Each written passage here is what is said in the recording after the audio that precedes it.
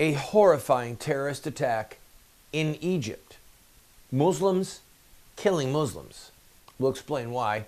And Judge Roy Moore, he's not quitting. President Trump actually endorsed him, and Roy Moore has an intense ad that he has just released. That and much more. I'm Randall Terry. This is Voice of Resistance.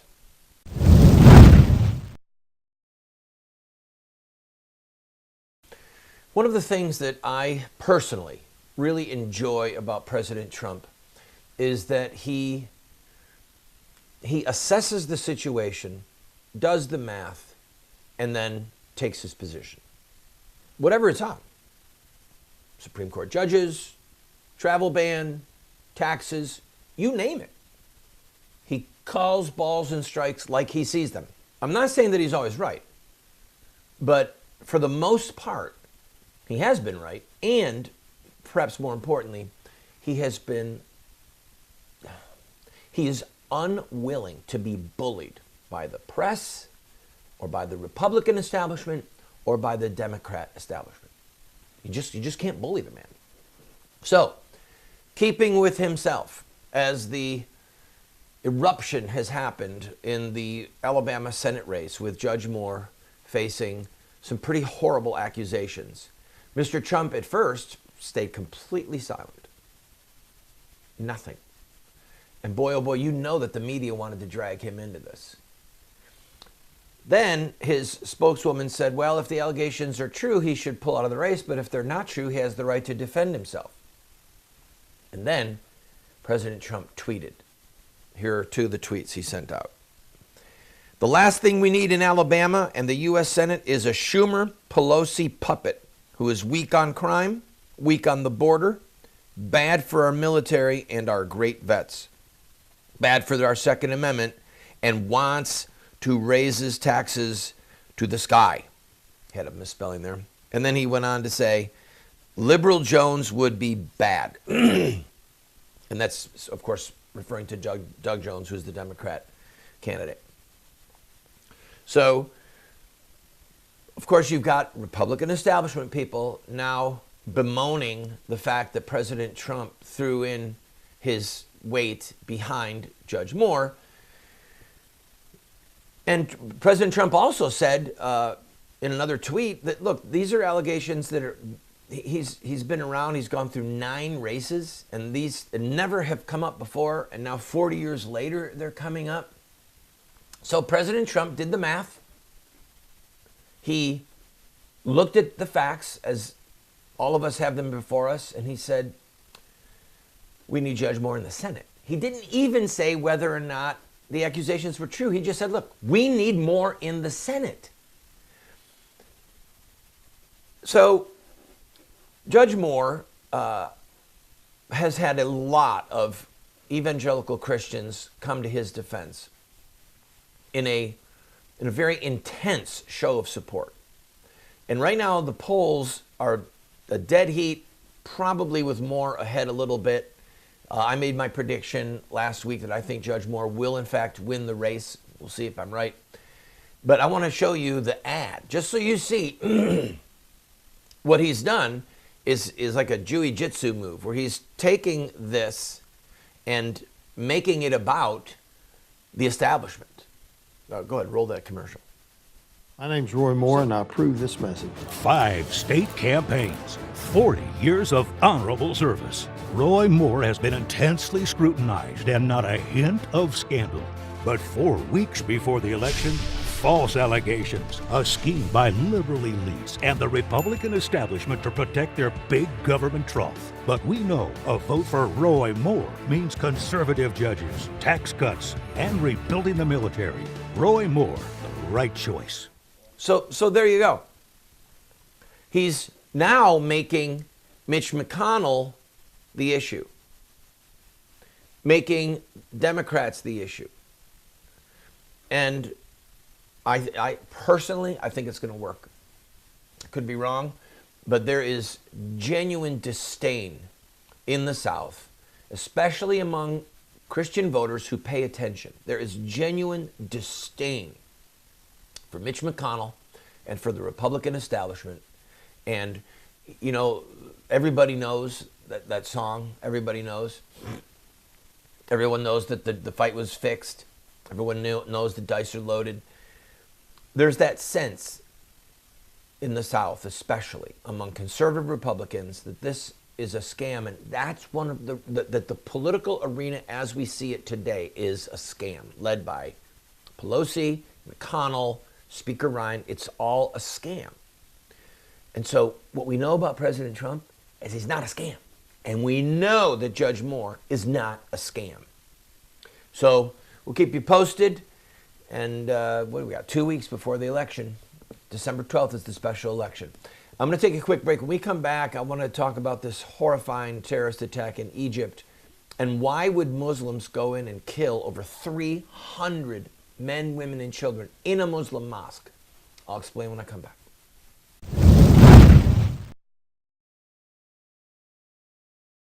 Today, many so-called Christian intellectuals believe that the God of evolution used billions of years of death and destruction to evolve the bodies of the first human beings. Then, they simply declare the theory of evolution as fact to justify their unproven scientific fallacies. By the grace of God, more and more Catholics are rejecting this modern-day mythology in favor of the traditional doctrine of creation, as recorded by the Bible, and believed and taught by all the fathers and doctors of the Church. To find out how sound theology and natural science confirm the sacred history of Genesis, visit the Colby Center for the Study of Creation, and be sure to check out our bookstore, which has titles like I Have Spoken to You from Heaven, A Catholic Defense of Creation in 6 Days, and A Catholic Assessment of Evolutionary Theory. That's the Colby Center for the Study of Creation.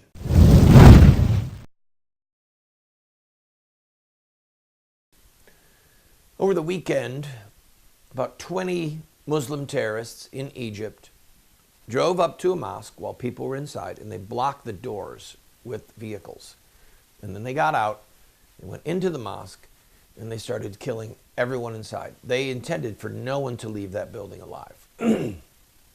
One witness or survivor got out because there were so many dead bodies on him that the Muslims thought he was dead. They had an ISIS flag with them. They were clearly Sunni Muslims killing Sufis. Now, on this program, we have discussed on a number of occasions the difference between a Sunni Muslim and a Shiite Muslim. Quick summary: Sunnis believe that anyone can be a caliph, a successor to Muhammad. So you have the 4 rightly guided caliphs right after Muhammad's death: Abu Bakr, Umar, Uthman, and Ali. Ali was his son-in-law and nephew. So those are the people, or his cousin rather. These are the folks that are the 4 rightly guided caliphs. The Shiites believe, no, it had to be Ali and his heirs because it has to be a blood relative of Muhammad. That's it in a nutshell. Sufis, which is kind of a play on words because it's related to wool. A lot of Sufis wear a woolen garb. Sufis are not as much a sect as they are a group of people who practice Islam in a certain way. So you have Sunni Sufis and you have Shiite Sufis. And over the years, as I've read on Sufis and Sufism, it's usually it's very sloppy journalism from the press. Well, they're very mystical, they'll say, or they have a different way of praying. There's not a real big desire to jump in and to try and discern the differences of practice inside of Sufi Islam. But what really riles Sunni Muslims and Shiite Muslims alike against the Sufis is this: they invoke the dead when they pray. So they will go to the tombs of people that they consider Muslim saints, and there they will pray to God, and they will also ask that alleged Muslim saint to pray for them. So there you go. And I am not going to make comparisons to any Trinitarian stream because I just can't bear to. But nevertheless, what sets these people apart is their practice of a more mystical Islam. So they're asking God for help, but they're also asking Muhammad to pray for them. They're asking other people who they believe are saints to pray for them. And they have oftentimes a rejection of materialism. They're kind of a Muslim version of mystics, to put it simply. There's not many of them. But because they invoke people who are in the next life, Sunnis and Shiites alike consider them to be polytheists. That they are putting someone on a level that only God himself should be on. You should only pray to God. You should not be invoking other people who are in the next life, asking them for their prayers to help. Hence, they're heretics. Muhammad said, kill him who leaves his Islam. So the Muslim theology and Sharia law is very clear. Someone can say, I'm a Muslim. There is no God but Allah and Muhammad is his prophet. But if they leave the codified expression of Islam, if they leave the canons of what is appropriate behavior and the proper demands from Muslims. Let's say that a Muslim says, there is no God but God and Muhammad is his prophet, and then he drinks alcohol and he eats pork. He is no longer considered a good Muslim.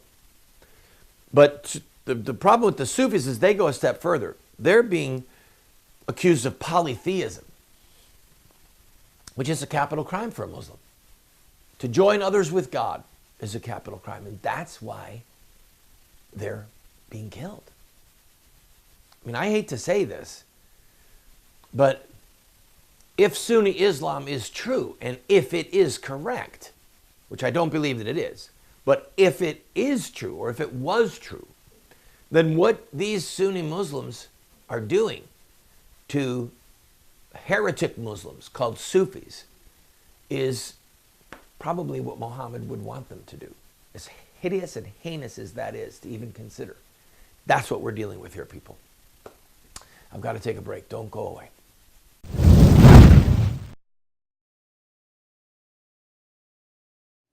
Have Muslim terrorists hijacked the peaceful religion of Islam? Or is there more to the story? The answer lies in the life of one man, Muhammad, the founder of Islam. Muslim terrorists see themselves inside a 1,400-year-old story, a narrative that focuses on specific events in the life of Muhammad. We are going to look at Muhammad's life using their most sacred literature. We will look at Muhammad at the Battle of Badr. We'll see him deal with those who mock him. We'll see the times when he used deception. We'll witness Muhammad's anti-Semitism. And yes, we will discuss Muhammad and his teachings concerning sex, slavery, and jihad. Friend, if you want to understand Islamic terrorism, get this series today.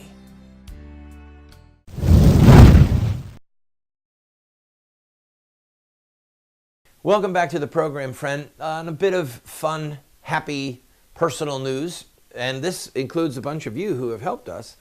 The Norma McCorvey documentary, A Cold Day in Hell, we won in a film festival that we submitted the film to. We won Best Documentary. And the song that is at the end of the song, also called A Cold Day in Hell, won Best Song. So I am honored for that. The Christian Film Festival awarded us the award for Best Documentary. And that is the first award that I have received. So now I can say, an award-winning filmmaker. It's fun. If you have not seen the movie, go to acolddayinhell.tv and you should be able to at least see the trailer there and contact us if you want. We have been, this documentary, A Cold Day in Hell, is going to be aired so far on 2 stations and 5 networks in its entirety. So we are honored to have that support.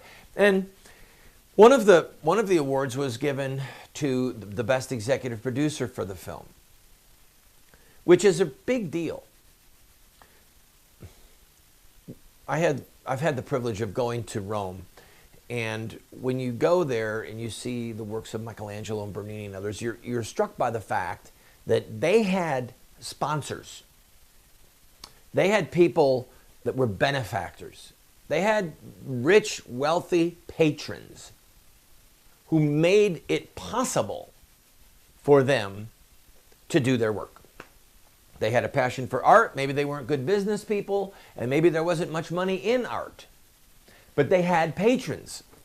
And those patrons are why these brilliant artists could do what they did, because somebody else was paying the bill. I don't have the money to make films. I don't have the money. I'm not saying I'm not comparing myself to Bernini or Michelangelo, but I just don't have the money to make films. So we have gone to patrons, to donors, to sponsors, and said, we want to make this. Insurrectinex. What would Muhammad do? Taking Back the Gates. A Cold Day in Hell. And we've had Time Boys, our kids movie. And we've had people who have helped us, who have been patrons of the arts. And so I'm delighted that our executive producer, who made a very large contribution to help us get this film done, I'm delighted that he was honored as the best executive producer. And got an award with the laurels on it. It's fun. And by the way, I'm going to go on a quick but interesting rabbit trail here. When you study eras of history, you can often find what are insulting, demeaning phrases about the Middle Ages, or then the Dark Ages, and then the Enlightenment. Who says it's the Enlightenment? The people who are enlightened. And what was the hallmark of the Enlightenment? The rejection of Christianity. The Enlightenment was the self-conscious rejection of Christianity. And by Christianity, I mean revealed religion, that God became man, okay? That the scriptures are the word of God, that they're infallible. That's what the Enlightenment was. We are so enlightened now that we don't believe this. And one time I was standing in, what was the name of it? Mary in Trastevere, Santa Maria of Trastevere in Rome. It's in a little district called Trastevere, which means over the Tiber, over the river. And this church was built in the 300s. Put up the mosaic, put up the image of Jesus with his mom. It is one of the most spectacular buildings in the world, okay? And it was built over 1,600 years ago. And we want to say that the Enlightenment is where the really smart people were. Or go and look at some of, like the Trevi Fountain, or St. Peter's Basilica, or other churches, magnificent churches that are in Rome and the surrounding area, that were built before the United States was even discovered. They were created when men thought that the world was flat. Are you hearing me? The genius, the beauty of this art that flowed out of Christianity is spectacular. And what did the Enlightenment give us artistically? Think about it. That's when art began to degrade. That's when you see the steady downward spiral till now you see people throwing paint on a canvas and stepping back and saying, it's a masterpiece. And we're supposed to believe that that person is enlightened? I've got to take a break. This is hurting my head.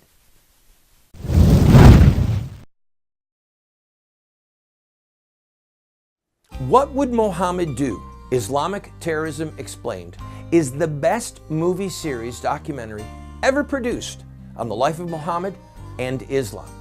How do I know? Because it's what critics are saying. John Moore, radio host and author, said, I learned more from What Would Muhammad Do about Islam and Islamic terrorism than I've learned from everything I ever read and watched in my entire life. Best-selling author Dr. Bill Warner said, What Would Muhammad Do is the best movie series, TV production on the life of Muhammad and Islamic terrorism that has ever been produced. Friends, this is what the experts are saying. No one has ever done what we've done. I encourage you to get 1, 2, 4 copies. Call 304-289-3700. That's 304-289-3700, or order it at the address or the website that you see on the screen. Friend, we have a series that will help you and those you love to have an impact on this country. It's called Insurrecta Nex. That's Latin for revolution against the killing of innocent people. This is the history, the philosophy, and the theology of social revolution in America. We look at the Stamp Act, the Boston Tea Party, the abolition of slavery, the abolition of child labor, women's voting rights, the civil rights movement. All of them have this in common: courage, sacrifice, dedication, and in-your-face tactics and rhetoric. That's one of the reasons that we've been losing the culture wars the last 40 years, is because the bad guys are using these tactics and we aren't. We will send you this 14-part TV series along with these manuals for students, a teacher's facilitator guide for only $40. Go to 304-289-3700, 304-289-3700.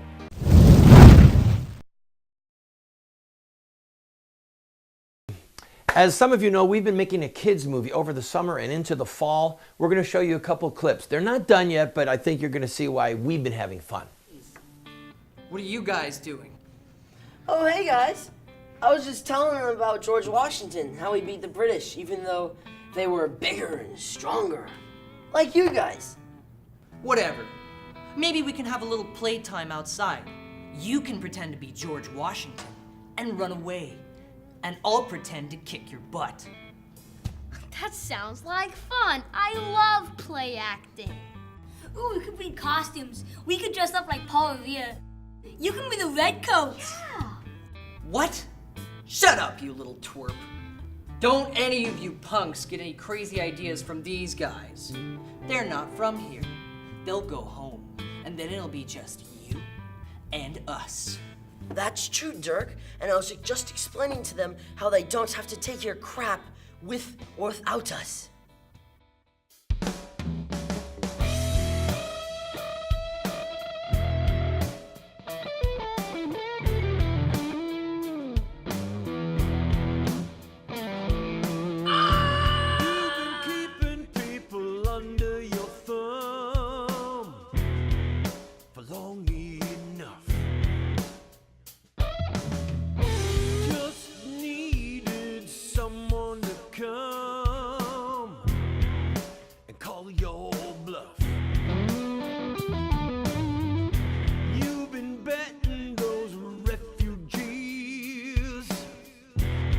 Gonna turn and run. They'll learn to fight, and then they'll be free. The gig is up. The gig is up. It's high noon at the local saloon. It's gonna get rough. Chest, you can howl at the moon, but the gig is up.